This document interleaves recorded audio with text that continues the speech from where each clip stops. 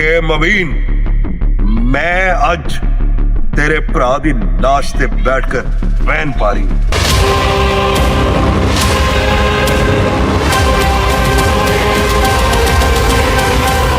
ਜਦੋਂ ਭਰਾ ਕਤਲ ਹੋ ਜਾਣ ਕੀ ਫੀਲਿੰਗ ਆਉਂਦੀ, ਕੀ ਮਹਿਸੂਸ ਹੁੰਦਾ? ਦਰਦ ਹੁੰਦੀ ਹੈ, ਕਲੇਜਾ ਬਾਹਰ ਨੂੰ ਆਉਂਦਾ ਹੈ।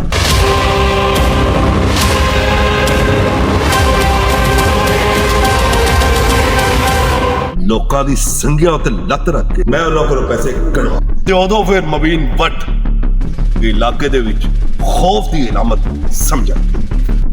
जी अस्सलाम वालेकुम जी, मैं आपका अपना मेजबान हैदर राना और आज हम जिस मुकाम पर मौजूद हैं इसी इलाके को क्रीम पार्क कहा जाता है और मेरे अकब पर मेरा कैमरामैन बासानी मेरे नाज़रीन को दिखा सकेगा कि ये घर किसका। ये घर किराए का घर था और इसके किराएदार जो थे उनमें 3 भाई रहा करते, एक हामिद, दूसरा काशिफ और तीसरा मबीन बट। मबीन बट वो हुआ है जिसने सन 2002 से लेकर 2010 तक छोटी उम्र का लड़का पढ़ाई से बिल्कुल फारिग किराए के घर में रहते थे, मगर इस लड़के की जो सोच थी वो ये थी कि मैं बदमाश हूं, मैं बदमाशी में कदम रखूं, क्योंकि बदमाशी में कदम रखना एक ऐसा कदम है कि जिसमें बआसानी तरीके से आप पैसा जो है वो हासिल कर सकते हैं। क्या एक शौक था और पैसा कमाने का इसको शौक था और ये सोचता था कि यार बदमाशी दे पैर रख के ना मैं लोगों की संगिया उत्ते लत रख के मैं उन्होंने को पैसे कढ़वा। और इस सोच ने एक 22-23 साल लड़के को उस मुकाम पर पहुंचा दिया कि लाहौर शहर नहीं, सियालकोट नहीं, नारोवाल, गुजरावाला, ये तमाम ऐसे इलाके थे जहां पर इसने कत्ल ना किया। हर जगह कत्ल करता था छोटी सी कीमत के, 10-20 हजार बत्था लेता था। बत्था लेने के बाद ये लोगों को मार देता था और जो शख्स पैसे नहीं देता भी मार देता सी। इसका इब्तिदा कैसे होता है? छोटे से घर में रहने वाला मबीन बट, सोच नेगेटिव, 3 भाइयों का भाई, 23 साल की उम्र का और 8 साल 2002 से लेकर 2010 तक इसने अपनी क्राइम की दुनिया में अपने आप को बनवाया। 2002 में इसकी एक लड़ाई होती है अच्छू माने वाले से। क्रीम पार्क का ये रहायशी था और क्रीम पार्क के अंदरून शहर का एक इलाका है जहां पर होता ये था कि हर बंदा वेला बंदा ना थड़िया ते बैठ के और जड़ा पहलवान होता सी ना वो अपने किस्से कहानियां दसदे। बाजी में जितने भी क्रिमिनल एक्टिविटीज में इन्वॉल्व जो लोग हुए हैं ना वो अंदरून शहर की, कोई डिफेंस, गुलबर्ग, शाजू नाजरी कोई ऐसे लड़के हो, किला गुजर सिंह, राम गली, ग्वाल मंडी, ब्रांथर रोड, इन मुतद्दिद मिस्री शाह, मुतद्दिद ऐसे लाहौर के इलाके हैं जहां पर क्रिमिनल एक्टिविटीज एक नौजवान छोटी उम्र के लोगों ने पैसे को शॉर्टकट तरीके से कमाने के लिए उन्होंने गलत रास्ते का इख्तियार किया। इसी गलत रास्ते का इख्तियार मबीन बट ने किया। मबीन बट के बारे में बताएंगे कि ये शुरू के दिनों में एक कम उम्री में गलत महफिल में बैठता था और लोग इसको तरह तरह की बातें करते थे और इसका अज़म जो था वो ये था कि जब वो किसी सहबे हैसियत शख्स को ये देखता था, देखने के बाद इसका भी दिल चाहता था कि मैं भी, मेरे पास भी गाड़ी, पैसा हो और अच्छा मोबाइल, और ताकि लोग मुझे ये माने कि यार वाकई सहबे हैसियत है भी। अब इस दौरान होता ये है कि सुनहरा था इसी के इलाके में जिसने इस पर चोरी का इंतजाम किया और इसको मौके पर गिरफ्तार कर लिया जाता है और गिरफ्तार करने के बाद ये कुछ अरसे के बाद रिहा होता है। रिहा होने के बाद ये सबसे पहले उस सुनहरे को गोलियां मारता है और वो बदकिस्मती से अपनी जान की बाजी हाथ जाता है। और इलाके में, क्रीम पार्क इलाके में मबीन बट का एक छोटा सा शूटर टाइप इसका नाम पढ़ना शुरू होगा कि यार वो मबीनो जरा सुनहरे वालों जिन्हें कत्ल किया ना वो मबीन बट है। डब में पिस्टल लगाना, और बाइक पर इसके पास 125 हुआ करता था, रेड कलर का 125 होता था, और ये 125 पे बैठकर अपना इसका एक दोस्त था, तो वो अमर उसका नाम था, जिसके साथ ये हर किस्म की प्लानिंग जो थी वो किया करता है। 2002 में जो मेजर इंसिडेंट होता है वो अच्छू माने वाले से लड़ाई होती है, और उस दौरान दोनों ग्रुप्स में फायरिंग का तबादला होता है, और उस फायरिंग के दौरान दोनों को ही फायर लगते हैं, और फायर जो थे वो इससे तक लगते हैं, तो मोहल्ले के लोगों ने इनको उठाते हैं, उठाने के बाद ये मेयो हॉस्पिटल में लेके जाया जाता है, एडमिट कर दिया जाता है। और जब मौके पर पुलिस पहुंचती है, हस्बे मामूल के मुताबिक पुलिस वहां पर आती है, आने के बाद इन दोनों को हॉस्पिटल में ही हथकड़ियां लगा दी जाती है।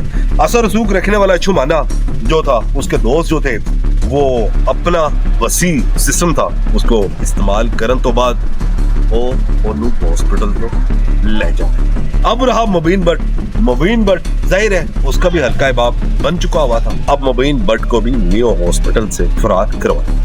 ये उस दौरान ये फरार हो। अब ये जब वहां से फरार होता और इलाके के लोगों में, क्योंकि अच्छू माने वाले का एक वहां पर एक दुकान था और एक नाम था, इसका भी बदनामी एक शूटर की हैसियत से मुबीन भट्ट नाम पड़ता है। मुबीन भट्ट में एक खासियत ये थी कि वो अपने अल्फाजों पर काफी कमाल करता था। पढ़ा लिखा वो है नहीं था, लेकिन अल्फाज उसका साथ देते थे। जब भी वो किसी XYZ बंदे से बात करता था तो वो उसकी बातों में आ जाता था, और अपनी बातों में जब वो लेके आता था और उसको अपनी गिरफ्त में करके उससे हर किस्म के काम करवाने पर मजबूर करता था। ये तो है मुबीन भट्ट। अब रफ्ता वक्त ने मुबीन भट्ट का उस टाइम साथ दिया। अब इसके दोस्त जो थे वो इसको जो खालिद चिट्टा, जो उस वक्त का काफी बड़े पैमाने पर एक नेटवर्क चलाता था, उसके पास इसको ले जाते हैं, और जब इसको वहां पर लेके जाते हैं, ये फिर आने वाले वक्तों में खालिद चिट्टे का हमराज हम प्याला ये हो जाता है। मुबीन भट्ट से काफी नामी गिरामी लोगों को कत्ल भी करवाता है। अब खालिद चिट्टा बैकअप पे हो, और तकरीबन लाख गैंगस्टर जो है उस टाइम लाहौर के जितने भी नामी गिरामी जो अपराध जो थे, वो अब मुबीन भट्ट का साथ देना शुरू कर। तो अपने नाज़रीन को ये बताता चलूं कि देखे, बदमाश या जराइम की दुनिया में कदम रखने वाला शख्स जो है, सबसे पहले अगर कोई उसका साथ देता है तो एक तो क्रिमिनल इंसान देता है, और दूसरा आपका महकमा पंजाब पुलिस, क्योंकि महकमा पंजाब पुलिस में छोटी सोच के मालिक कांस्टेबल्स, हेड कांस्टेबल्स, ये आपके सोर्स हुआ करते थे, क्योंकि इन्हीं सोर्स की बना पर ये लोगों को जाल बिछवाते थे और लोगों को मारते भी थे कि यार वो फला बंदा जेड़ा है ना पहलवान, वो तेरे बारे दिया गल कर रही, लिहाजा ओदा ठिया ना, बाकी मैं सारे मामलात साहब ना गल कर लेती है, बाकी मैं सारे मामलात हैंडल कर दूंगा। अब इसके भी जाहिर है क्राइम की दुनिया में इसने कदम रख लिया होता है, और इसके सोर्सेस जो थे इसके बनना शुरू हो जाते हैं। 2003 में ये लोगों से भत्ता मांगना शुरू कर देता है, लेकिन बंद रोड में करीम पार्क के इलाके में ये एक ड्राई क्लीनर था जिससे इसने भत्ता मांगा। उसने इनकार कर दिया, उन्होंने कहा मुबीन भट्ट पैसे पुसे तो मैं नहीं देने, तू जो कर सके ना कर ले।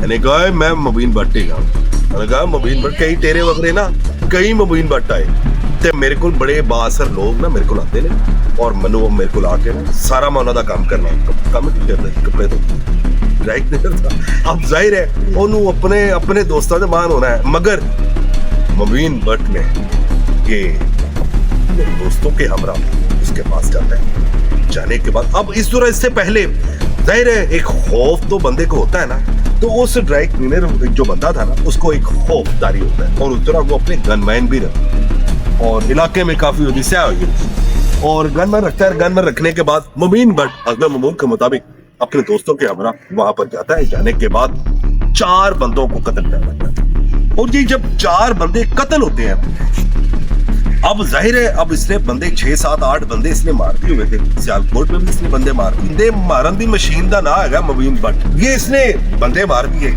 बंदे मारे और इलाके में। अब मुबीन भट्ट जिसको भी किसी को फोन करता था और वो ना सोच में पड़ता था और कहता था यार मुंडे नाल वेला मुंडा है और नडर मुंडा है, जुरतमंद मुंडा है, पैसे का जो सिलसिला था वो A-B-C कैटेगरी लोग थे, वो इसको देना शुरू कर देते। लेकिन इस दौरान माजा माली जो था, मैं अपने नाज़रीन को ये बताता चलूं कि करीम पारक जिसने सारा फरोख किया उसका नाम था माजा माली।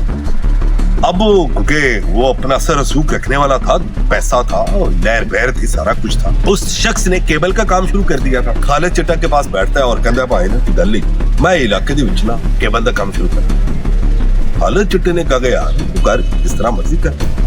वो बब्बू भट्ट तो कहता है बब्बू भट्ट मुबीन भट्ट दे नाल मिल के ना केबल का काम। अब ये करीम पारक में ऑफिस लेते हैं, केबल का काम शुरू। दूसरी जानब माजा माली भी केबल का काम शुरू कर और इन दोनों में टकरार, और ये टकरार ऐसा था कि जिसमें पूरे करीम पारक, बल्कि मैं ये यूं कहूंगा कि पूरे अंदरून शहर में इसकी गोलियों की आवाज जो थी ना हर फर्द वाहिद ने सुनी। तो उस दौरान माजे माली का जो चचाजाद भाई था जिसका नाम अलियास, उसको वो कत्ल होता है। अब जब ये कत्ल होता है तो उदों फिर मुबीन भट्ट इलाके दे विच खौफ की इलामत समझा और पूरे लाहौर शहर, सियालकोट, नारोवाल, गुजरावाला और मुतअद्दिद ऐसे इलाके थे जहां पर अब मुबीन भट्ट का तू जड़ा ना बोलना शुरू। अब मुबीन भट्ट हर बंदा मुबीन भट्ट और मुबीन भट्ट एक 10, 20, 30, 40, 50 हजार का हमारी जो इतने पैसे की वसूल करता था। और किसी ने अगर फोन किया ना ओए मुबीन भट्ट गल करना पे वहां जी जनाब और 20,000 रुपए, ये इसकी औकात स्टार्टिंग ठीक। और लोग जाहिर है 2002, 3 और उस टाइम 20, 30, 40, 50 हजार रुपया काफी अहमियत रखता था। और ये 20, 30, 50 हजार था बंजारी सी, और उसी दौरान इसने अपने इलाके में असर रसूख किया। अब इसका गैंग वसी पैमाने पर फैल चुका था। अब इस दौरान होता यह है कि इसका भाई जो काशिफ था वो भी इसके गैंग का हिस्सा था, और काशिफ का एक दोस्त था आतिफ, और आती उसको कहते थे। आतिफ का जो बाप था, मैं अपने नाज़रीन को ये बताता चलूं, ये एक फैमिली बैकग्राउंड ऑलरेडी क्रिमिनल, और इसका बाप अपने वक्तों में भी बदमाशी में कदम रख चुका। इसके बाप का नाम था पोला गहने, अमर रोड गोल के पास ही इसकी पेप्सी की एजेंसी थी। और क्योंकि ये काशिफ मुबीन भट्ट का जो भाई था काशिफ, उसके साथ ही उसका बचपन का दोस्त था, हम प्याला हम नवा। लेकिन मुबीन भट्ट का जो अज़म था वो ये था कि मैं माजा माली को किसी न किसी को कत्ल करूं। अब कत्ल करने के लिए मुख्तलिफ किस्म के वो हथकंडे अपनाता था, मुख्तलिफ किस्म के वो यानी रास्ते इख्तियार करता था, किसी न किसी तरीके से मैं हट जाऊं। होता यूं है कि जी गोल चक्कर पर माजा माली अपने दोस्त के हमरा आमिर भट्ट और मुतअद्दिद इसके दोस्त के साथ थे, तो ये बात का पता चल जाता है मुबीन भट्ट अपने दोस्त का सहारा लेता है, बाइक पर बैठता है, और बाइक पर बैठने के बाद बुर्का पहनता है, बुर्का पहन के वो सब बाइक माजा माली को कत्ल कर लेना गोलबाग। जो वो गोलबाग पहुंचो तो बस देखते हैं कि यार माजा माली तो मौजूद ही नहीं गया। चल होने का चल यार प्रेशर पाल दी ना, मैं आऊंगा अमर भट्ट में ले दे जाओ, और ये जनाब सब अमर भट्ट पर फायरिंग, और अमर भट्ट भी जाहिर है वो भी फायरिंग करता है, मगर किस्मती से अमर भट्ट के निचले हिस्से पर ब्रेस्ट पर वो माजा वाली कत्ल नहीं हुआ, अमर भट्ट को गोलियां लगती है, अमर भट्ट का नीचे वाला हिस्सा जो पैरालाइज। ये सारी चीजें जो थी माजा माली तक जब पहुंचती है, माजा माली भी अब मुबीन भट्ट का खुरा नापता है, पर मुबीन भट्ट अब उन हाथों पर पहुंच चुका था जिन हाथों में ऑलरेडी पहले से हथियार मौजूद। इस लड़ाई के बाद मुबीन भट्ट ने जिस से भी जो कुछ मांगा, जिस जगह इसने नजर घुमाई, इसको वक्त से पहले ही और बात करने से पहले ही इसकी अदायगी हो जाए। अब इस दौरान एक अकरम शीशे वाला हुआ है, और वो काफी असर रसूख रखता था, क्योंकि उसके साथ मुशर्रफ शाह गैंग के लोग भी इसके साथ मौजूद। ये वो मुशर्रफ शाह है, इसका भाई, इनका ना अपना हीरा मंडी में एक होटल भी था, उस होटल के ये मालिक थे, और इनका इलाके में काफी असर। अब ये क्योंकि अकरम शीशे वाला इसको पैसे देने से इनकारी होता है, और मुशर्रफ शाह बीच में पड़ता है, और मुशर्रफ शाह कहता है कि यार मुबीन भट्ट है कम ना अपना जाना ना ले, तू बाकी ना लेफ्ट और राइट जिथे तेरा हाथ पैंदा तू उत्थे कर, पर मेरे घर ना डकना। पर इस मुबीन भट्ट ने कहा कि नहीं, जो मर्जी हुई है पैसे तो मैं लेने, और लेने भी मैं अकरम शीशे वाले। और ये इसकी अब दुश्मनी जो दिन ब दिन बढ़ती चली जा रही, बदनामी की जिंदगी में, जिल्लत की जिंदगी में अरूज की परवाज जब कर रहा होता है ना, तो उसको निचला तबका जो है एक 0 पॉइंट, एक नुक्ते की मानद नजर आता है। उसको उन्हें पता होता है कि यार मैं जितने पैर रखांगा ना सारे मेरी गिरफ्त विच तो गल बात जो करता फारिंग पहले करीम पारे की एक मैं अपने नाजरीन को मशहूर लड़ाई बताऊं। मलक नदीम और शानी मानी जो कि मुबीन भट्ट के बड़े अच्छे दोस्त, और मुबीन भट्ट भी यही चाहता था कि यार मेरी रस्ते रिकावट जड़ी ना वो मलक नदीम है, और मलक नदीम को मनु नहीं मनता, मैं मलक नदीम जड़ा है मनवाना है कि मैं मुबीन भट्ट है। अब इन दोनों में लड़ाई होती है, और लड़ाई इतनी फायरिंग होती है, और इस फायरिंग को दौरान मलक नदीम गुज्जर जो था ना उसका भाई कत्ल हो गया, जो काला दाई के नाम से वो काफी मशहूर था इलाके में, वो भी कत्ल हो जाता है। जब कत्ल होता है इस दौरान मुबीन भट्ट ने किसी बंदों को कोई भी एक्स जो नदीम मलक के जानने वाले होते हैं उनके इसकी पास ना कि यार उन्हें क्या सुलह करने शानी मत, तो जिस पर नदीम मलक कहता था कि यार सुलह नहीं होनी, क्योंकि इन्होंने मेरा बंदा इन्हें मेरा भरा मन और भरा जड़ा मारिया जड़ा मेरे बड़ा करीब है, तो मैं सुलह नहीं कर। और जिस पर मुबीन भट्ट ये कहता था कि यार गल मेरी सुन, तेरा भरा कत्ल होया तो उन्होंने भी चाचा कत्ल हो, ठीक, लिहाजा दोनों बंदे दे एक भंदा कत्ल हो गया तो यार सुलह कर लो। उन्होंने कहा यार नहीं मैं सुलह नहीं करनी, तू जो मर्जी कर। अब होता यह है कि जी 2007 राशिद भट्ट इम्तियाज बली एक ग्रैंड ऑपरेशन, उस ग्रैंड ऑपरेशन में मुबीन भट्ट का जो दोस्त था शकीला और नदीम छट्टू, इन दोनों को गिरफ्तार कर। ये मुबीन भट्ट का जो दोस्त थे, बड़े करीबी दोस्त थे शकीला और नदीम छट्टू। अब इन दोनों को जब गिरफ्तार करते हैं, करने के बाद राशिद अमीन भट्ट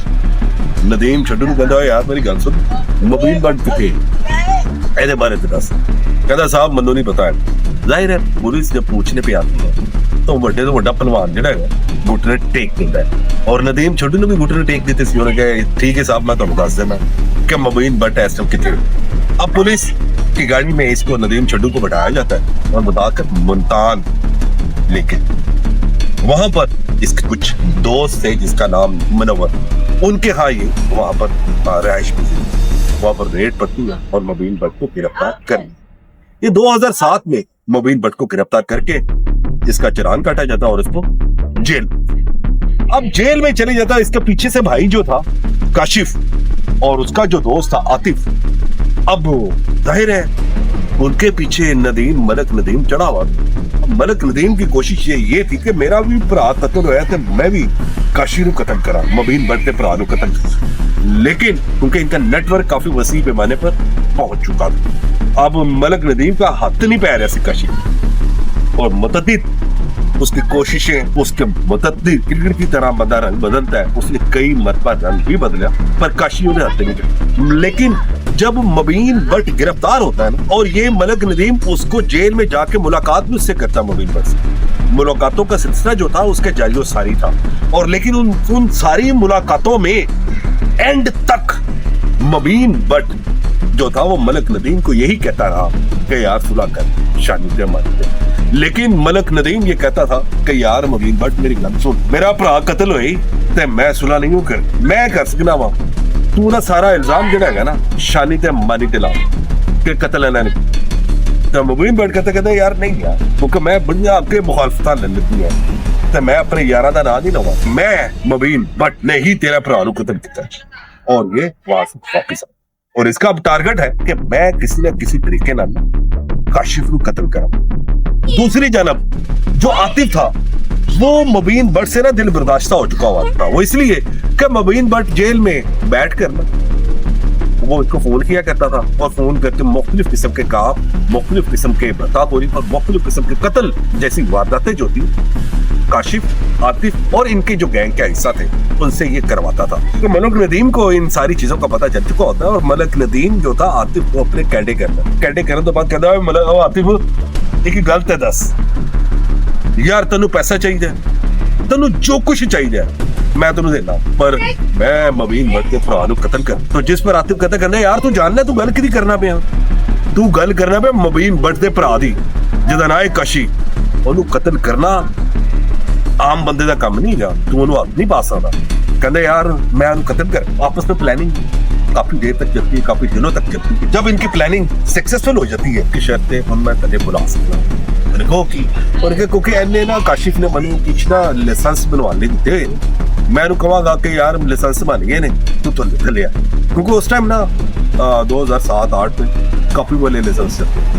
तो कहते ओके ठीक है। अब मलक नदीम अपने बंदों पे आतिफ के साथ, अब जब रात की तारीखी थी और गड़ी शो में काशिफ जो था वो रहा था, आतिफ जो था गड़ी शो के फ्लैट पर पहुंचता, पहुंचने के बाद आवाज बुलंद करता है, काशिफ यार थले आ ते वो तेरे लाइसेंस बन गए ने ते यार वो आकर रिसीव करते, मैं काम जानी थे, मैं निकल गया। तो माँ ये बातें सुनती है और माँ कहती है काशिफ आज थले, क्योंकि मेरे दिल की धड़कन बड़ी तेज है और है जी धड़कन है ना कोई ना अनहोनी दी मनु इतला दे ते तू थले ना जा। काशिफ कहता माँ गल है कि मेरा यार है और बचपन का यार है और मेरा काबिल इतमाद मेरा भरा है और असे जिन्ने भी काम करने हैं ना ते असे इकट्ठे करने हैं, एदे कोलों की परदा है बाकी भी जिक्र गल है ਇਹਨੂੰ ਟਾਲ ਦੇ। ਜਦੋਂ ਮੌਤ ਸਰਾਣੇ ਖੜੀ ਹੋਏ ਤੇ ਉਸ ਬੰਦੇ ਨੂੰ ਆਪਣੇ शिकंजे कैद और काशिफ भी मौत के शिकंजे में आ चुका। और काशिफ हस्ब मामूल के मुताबिक माँ को दरगुजर करता है, उसकी बातों को दरगुजर करता है और सीढ़ियां उतर कर आतिफ से मुलाकात करता है। और जैसे ही वो आतिफ से मुलाकात करता है तो आतिफ उससे एक डमी किस्म की जो लाइसेंस की कॉपी देता है और खुद बैकफुट होता है और पीछे से साथ ही जो मलक नदीम के डंडे थे वो काशिफ पर फायरिंग खोल। अब गोलियां चली, काशिफ मौत के दहाने पर पहुंचा और माँ जो थी उसका चीखो पुकार उस सीढ़ियों की तरफ भागकर आना और अपने बेटों को अपनी गोद पर उठाकर कहना कि पुत्र तेन मैं मना भी किता पर तू अज मां की गल नहीं ते मौत दे मुझे। अब मां ने फोन उठाया, फोन उठाकर उसने मुबीन भट्ट को फोन किया और मुबीन भट्ट को फोन करने के बाद उसने कहा कि मुबीन मैं अज तेरे भरा दी लाश ते बैठकर वैन पा रही हूं और वो वैन दा जरिया जिहड़ा हैगा सी ना वो हैगा सी आतिफ, वो हैगा सी मलक नदीम। इन्हां दोनों ने मिलकर तेरे भरा काशी नू कत्ल कर दिता ही। अब मुबीन भट्ट जो था ना वो बड़ा एक हौसलेमंद इंसान, वक्त पर फैसला नहीं करता, सोचता था फिर कदम उठाता और ये फौरन से पहले अपना फोन उठाता, फोन उठाने के बाद ये आतिफ को फोन, आतिफ ने कहा यार किधर गए। अब आतिफ को नहीं बताता कि मुझे सारी कार्रवाई पता चल गई कि तू मेरा भरा मार देता है, नहीं, ये अब आतिफ को फोन करता है। फोन करने के बाद कहता है यार किधर है आतिफ, कहता कि भाई मैं ना क्रीम पार्क कहता ओके और सब खैर है, कहता जी भाई फोन वो मगर आतिफ भी मुबीन भट्ट को जानता है। आतिफ के चेहरे पर खौफ तारी होता है और खौफ तारी होता है, खौफ तारी होने के बाद वो अपना असर रसूल का इस्तेमाल करता है और इसको इस्तेमाल करने के बाद वो दुबई भागता है। अब जब ये दुबई भागता है, भागने के बाद आतिफ के बाप को जब इस सारी गेम का पता चलता है, क्योंकि उसका बाप जो था वो दुश्मनदार था, पुराने वक्त दी दुश्मनियां अंडाइयां जैसी ਉਹਨੂੰ ਪਤਾ ਸੀ ਦੁਸ਼ਮਨਦਾਰ ਦੇ ਜਦੋਂ ਮੁਕਾਬਲਾ ਹੋਏ ਨਾ तो ਤੁਹਾਡੀ ਨਸਲ ਬਰਬਾਦ ਕਰ ਦਿੰਦਾ। ਤੇ ਯਾਰ ਮੁਬੀਨ ਭੱਟ ਨੇ ਨਾ एतबार बच गया, मुबीन भट्ट ने मन्नू या मेरे पुत्रा मजीद मेरे पुत्रा कत्ल कर दे। ठीक है, वो अब जेल में मुलाकात करने के लिए जाता है जिसका नाम था बोला गर्नेट या बोला एजेंसी, ये इसका नाम। वो कोलाकोट जेल में जाता है, जाने के बाद वो मुलाकात करता है और मुलाकात करने के बाद वो मुबीन को कहता है कि यार मनिया कि मेरे पुत्र की गलती है या यकीनन होएगी, पर यार एक गल तन्नू मननी पेगी। उन्होंने कहा चाचा दस की गल। उन्होंने कहा यार तू आतिफ नूं मेरे पुत्र नूं कत्ल कर दी, बाकी मेरे पुत्रों नूं कत्ल ना कर। तेरी मेरे पास कहता ओके चल एनजीए वो वक्ती तौर के लिए टाल मटोल कर। जब बोला ग्रेनेड जेल से निकलता है तो मुबीन भट्ट अपने दोस्तों से बात करता है और बात करने के बाद कहता है यार ऐदा पियो आतिफ दा पियो मनु कह के गया, लेकिन उसके दोस्तों ने मुबीन भट्ट को ये कहा कि यार नहीं साडा भरा उन्हें कतल किया ते असे भी ਉਹਦੇ ਭਰਾਵਾਂ ਨੂੰ कतल कर। तो मुबीन भट्ट कहता कि अच्छा यार सोचने है बारे में की करना है कि नहीं करना, लेकिन इस दौरान मलक नदीम का मुबीन भट्ट को फोन आता। मुबीन भट्ट जो होता है वो फोन नहीं उठाता और मलक नदीम एक बैरिक में काल कोठरी में एक इसका दोस्त कैद हो, उसको ये फोन करता। फोन करने के बाद कहने यार मुबीन भट्ट मेरा फोन नहीं चुकता, तो मेरी गल कर मलक मेरी गल कर। अब वो मुबीन भट्ट से बात करवाता है, किसकी? मलक नदीम की। अब मलक नदीम के अल्फाज है, मैं अपने नाज़रीन को बताऊंगा। मलक नदीम कहता है कि हाँ मुबीन भट्ट जदों भरा कतल हो जान की फीलिंग आती, की महसूस होता है, दर्द होती है, कलेजा बाहर नूं आंदा है। अब मुबीन भट्ट बातें ना सुन रहा होता, कहता यार कलेजा भी बाहर आंदा ते दर्द भी बड़ी होंदी। कहता यही दर्द सालां तो अपने सीने दे विच लैके बैठा रहा सी, और अज जदों तेरा भरा कतल होया ते मेरे सीने दी भरा ते वापस मेरा नहीं आया, पर मेरे सीने दी जिहड़ी दर्द है ना अज वो हल्की है, घट होना शुरू हो। और मुबीन भट्ट उसका फोन बंद कर देता है। और जब मुबीन भट्ट उसका फोन बंद करता है, मुबीन भट्ट अपने दोस्तों का सहारा लेता है और सहारा लेने के बाद वो हीरा ईवान और रेहान गुमनाम इसके दोस्त हैं और उनको कहता है यार अनु टपका दे, किसको? आतिफ के भाइयों को टपका दे। अब भेस बदल के आते हैं, गोलबाग आते हैं और रात की तारीखी में आतिफ के भाई को मार। अब जब वो मारते हैं ये केस गुमनाम रहा, किसी को पता ना चल सका। और यहां तक कि अगले दिन जब उसके आतिफ के भाई का जनाजा गोलबाग में था तो ये रेहान और हीरा वहां पर बावजूद होकर नमाज जनाजा भी अदा की और उसमें शामिल हुए और लोगों का शक भी इन दोनों लोगों पर नहीं पड़ता। और मगर कत्ल कुछ दिन छुप तो सकता है, लेकिन इसके असरात जो है कुछ दिनों के बाद मंजर-ए-आम पर आना शुरू हो जाते हैं और रेहान और हीरा का कत्ल आतिफ के भाइयों का जो करना था वो भी मंजर-ए-आम पर आ जाता है और लोगों को पता चल जाता है और इसको गिरफ्तार किया जाता है और गिरफ्तार करके जेल। अब असल मुद्दे की तरफ आते हैं कि मुबीन भट्ट जेल में जब तक रहा 2007 से लेकर 2010 तक, हो सकता है कि 2002 से 2007 तक उसने इतना अरूज ना देखा हो, लेकिन जैसे ही वो जेल में आता है 2007 के बाद 3 सालों में लाहौर के जिन्ने भी सरमायादार और ताजर थे वो फोन को डरना शुरू हो। ये सारी डिटेल जो है मेरे सीनियर क्राइम रिपोर्टर जहांगीर हमारे साथ मौजूद है, वो मजीद इसका ये बताएंगे कि इसको किस तरीके से मारा गया और इसको निशाने इबरत कैसे बनाए। देखिए राना साहब, ये इसको इतनी पब्लिसिटी है, इतना फेमस ये उस वक्त नहीं हुआ जब चेरी क्रॉस पे हमला हुआ था, टीपू ट्रकों वाले पे किया गया था पलक चिट्टे के साथ मिलके। और सुनने में ये भी उस वक्त आया था कि उस वक्त जो तिफी भट्ट है जो अब तक वो फौत हो चुके, वो भी मौके पे मौजूद था। इतना फेमस वो वहाँ उस वाक़े को लेके नहीं हुआ जितना 2007 के बाद जब वो जेल में आया तो फिर हुआ।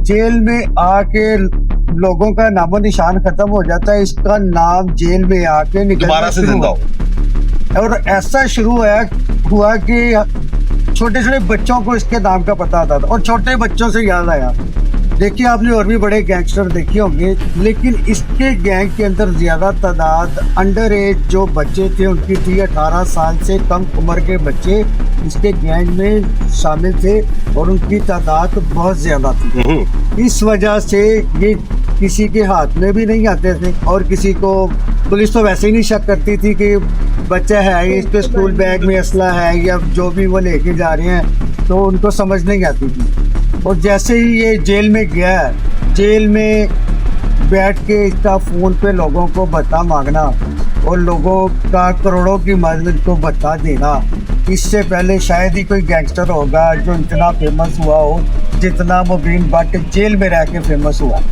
और फिर इन द एंड इन जैसे लोगों का एंड वही होता है। इसकी माँ ने रिट की हुई थी, वो पिटिशन चल रही थी कोर्ट में और पिटिशन वो डिस्पोज ऑफ हो गई जब। तो दूसरे दिन मकसूद बाबा गालिबन उस टाइम में मेरे ख्याल में जो कोतवाली थाने में था, तो जैसे ही वो जो पिटिशन इन्होंने की हुई थी तो वो डिस्पोज ऑफ हुई है, दूसरे दिन निकाला और ट्रेन की जो मगर मैं यहाँ पे जंगीर साहब ये बताता चलूं कि जब इसकी माँ ने जो रिट दायर कर रखी थी वो डिस्पोज होने के बाद और इसको जेल का एक अंकर नामी जज था जिसने इसको इन्फॉर्म कर दिया था कि बेटा तेरा पुलिस मुकाबला हो, और इसने फिर अपनी माँ को फोन करके ये कहता है कि माँ जिन्नी जल्दी हो सकती ही ना अब मेरी रिट जी ना दोबारा तो कर, क्योंकि मेरे को वक्त इन्ना नहीं है बात चुना कहीं ए भी पुत्र मारे। देखिए जब पुलिस ने किसी का मुजरिम का सफाया करना होता है ना, तो चाहे वो उसकी पिटीशन चल रही है या नहीं चल रही, वो फिर उसको साफ कर ही देते हैं। तो मकसूद बावे ने भी वही किया और सारे, हालांकि इसमें ज्यादा काविशें हैं राशिद अमीन भट्ट और इम्तियाज पली। इन्होंने जब शफीकाबाद मुबीन भट्ट था तो उसका गैंग था जो, तो राशिद अमीन भट्ट ने और इम्तियाज पली ने इनका गैंग वहाँ पे सफाया किया। तो वरना तो आपको पता ही है कि अगर वो ना ये काम करते तो अभी तक उसकी शाखें मौजूद होती। और इन द एंड देखिए उसके बाद उसका मर्डर हो गया, पुलिस ने इनकाउंटर में वो मारा गया। अब वो जो था उसका वो दोस्त था, वो जिसको ये छड्डू कहता था, नदीम छड्डू, इसकी बीवी थी, इसकी बीवी ने नदीम छड्डू के साथ शादी कर ली। वो अपनी सेपरेट रह रहे। एक सुना है मेरे ख्याल से इसका एक बेटा है मुबीन भट्ट का। जी जैसे कि नाज़रीन आपने सुना कि जंगीर साहब का कहना है कि जी at the end of time जब पुलिस के हाथों वो मुजरिम आ जाए या पुलिस ठान ले मारने का, तो वो चाहे जितनी मर्जी पिटीशन दायर हो उन्होंने मार के ही साले। और इसी तरह मुबीन भट्ट के साथ भी इसके जब जेल से निकाला गया, जेल से निकालने के बाद रेल की पटरियों में इसका मुबैना पुलिस मुकाबला कर दिया जाता है। ऐसे मुतअद्दिद लोग आए, जुराइम पेशा लोग आए, लेकिन at the end of time मनोमन मट्टी के नीचे वो दब गए। ऐसे लोगों की जिंदगी जो है वो 5, 7, 8, 10 साल तक ही लेती, वरना दे पीछे आने वाला कोई नहीं। मामा दे दुपट्टे लत जाते, पहना बर्बाद हो जाती और खानदान पूरा का पूरा खत्म हो जाता है, सिर्फ नफ्स की ख्वाहिशात को पूरा करने के लिए और दुनिया की ख्वाहिशात को हासिल करने के लिए ऐसे लोग जुराइम की दुनिया का हिस्सा बनते हैं। और मेरी इस कहानी को बताने का मकसद भी ये है कि नौजवान नस्ल जो जिंदगी में किसी को आइडियल बनाए तो वो CSP ऑफिसर, ना कि ये जुराइम पेशा जो लोग हैं इनको अपना आइडियल बनाए। पॉजिटिव सोच का मालिक जो है वो अपने खानदान की इज्जत को लेकर जो शख्स जिंदगी गुजारता है वही काबिल इज्जत, काबिल एहतराम और सलाम के काबिल है। इसके साथ ही अपने मेजबान हैदर राना को इजाजत है। अल्लाह हाफ़िज़।